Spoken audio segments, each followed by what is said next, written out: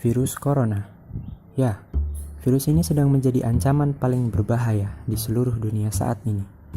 Namun, apa sih sebenarnya coronavirus atau COVID-19 ini? Coronavirus adalah suatu kelompok virus yang dapat menyebabkan penyakit pada hewan atau manusia.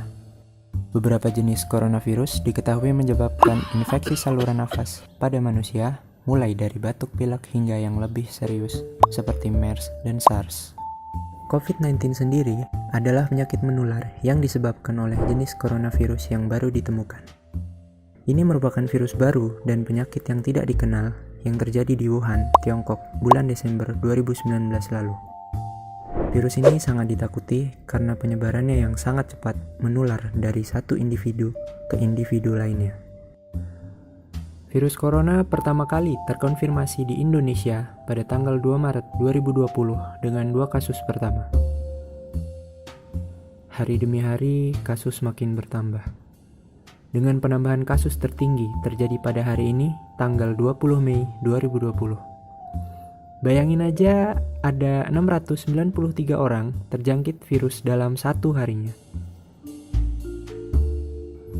Saat ini terdapat 19.189 kasus positif yang tersebar di 34 provinsi di Indonesia, dengan DKI Jakarta sebagai penyumbang kasus tertinggi mencapai 32,5% dari kasus nasional. Sedangkan dari kasus keseluruhan, terdapat pasien dalam perawatan sebanyak 13.372 jiwa, 4.575 jiwa pasien yang sembuh, dan 1.242 jiwa pasien yang meninggal dunia. Dengan persentase kematian sebanyak 6,5% dari kasus terkonfirmasi, angka ini masih terlalu tinggi dibandingkan negara-negara lain yang juga terpapar COVID-19. Emangnya kenapa sih jumlah kematian COVID-19 di Indonesia bisa tinggi? Padahal di Indonesia sendiri sebenarnya sudah banyak terdapat rumah sakit. Namun, apakah itu saja cukup untuk menekan angka kematian COVID-19? Nyatanya, banyak rumah sakit aja nggak cukup untuk menekan angka kematian COVID-19.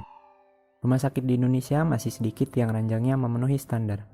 Menurut OECD sendiri, per 5 April 2020, Indonesia menempati urutan 41 dari 42 negara yang memenuhi standar WHO untuk ranjang RS, dengan rasio 0,5.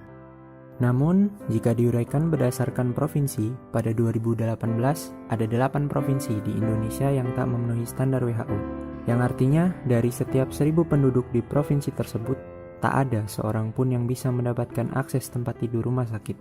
Sementara rasio ranjang rumah sakit tertinggi ada di DKI Jakarta, Sulawesi Utara, dan Kalimantan Timur. Selain itu, masih ada banyak faktor yang membuat fasilitas kesehatan di Indonesia yang masih belum memenuhi standar, seperti kurangnya ruang isolasi di rumah sakit dan peralatan kesehatan di rumah sakit rujukan yang tidak cukup. Gak cuma itu aja, tenaga medis di Indonesia yang masih sedikit juga masih menjadi masalah. Berdasarkan data profil kesehatan Indonesia tahun 2018, tercatat ada 400.000 lebih tenaga kesehatan yang tersebar di Indonesia. Jika menggunakan rasio perhitungan dari WHO, yakni 1:2.500, maka kebutuhan dokter di Indonesia sudah terpenuhi. Hanya saja persebarannya yang tidak menyeluruh di Indonesia yang menjadi masalah. Daerah dengan proporsi tenaga kesehatan terbanyak adalah DKI Jakarta, Jawa Tengah, dan Jawa Timur. Hal ini yang membuat daerah lain masih banyak merekrut relawan untuk menangani COVID-19, karena masih rendahnya tenaga medis di daerah tersebut. Untungnya, kebutuhan APD bagi rumah sakit sudah mulai terpenuhi dan angka kesembuhan pasien selalu bertambah lebih banyak dibanding angka kematiannya. Meskipun begitu, kita harus tetap menghormati jasa tenaga medis yang sedang berjuang dan telah gugur di sana. Dengan tetap di rumah aja, bantu donasi untuk tenaga medis kita, pakai masker jika ada keperluan luar rumah, dan tetap rutin lakukan cuci tangan. Dengan melakukan hal tersebut, kita turut menjadi pahlawan bagi Indonesia. Jadi, tunggu apa lagi?